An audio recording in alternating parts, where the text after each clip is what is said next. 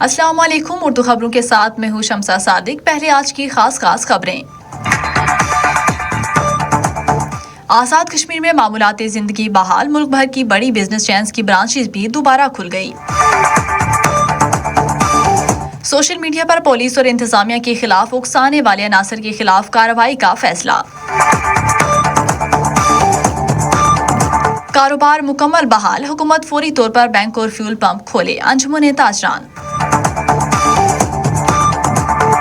آزاد کشمیر میں public transport مکمل بحال، فیول کی فراہمی میں مشکلات برقرار، سفیر مغل صدر ٹرانسپورٹ یونین۔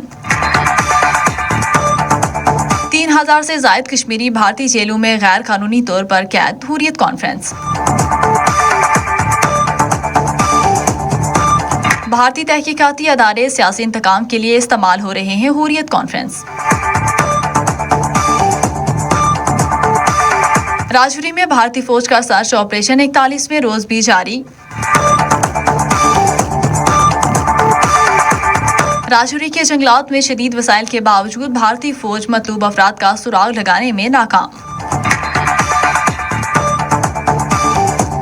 کشمیر کی خصوصی حیثیت ختم کرنے سے بی جے پی کو کچھ حاصل نہیں ہوا، محبوبہ مفتی۔ معروف کشمیری اسکالر ڈاکٹر مبین احمد شاہ کی جائیداد ضبط، ڈیموکریٹک فریڈم پارٹی کی شدید مذمت۔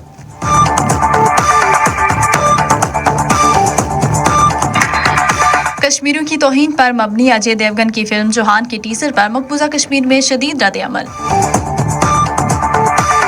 بھارتی حکومت کی جانب سے پیلٹ گن کو محدود نقصان قرار دینے پر انسانی حقوق کے کارکنوں اور متاثرین کی سخت تنقید۔ فی الوقت اتنا ہی، مزید خبروں اور تجزیوں کے لیے جڑے رہیے سنو F M Kashmir network کے ساتھ۔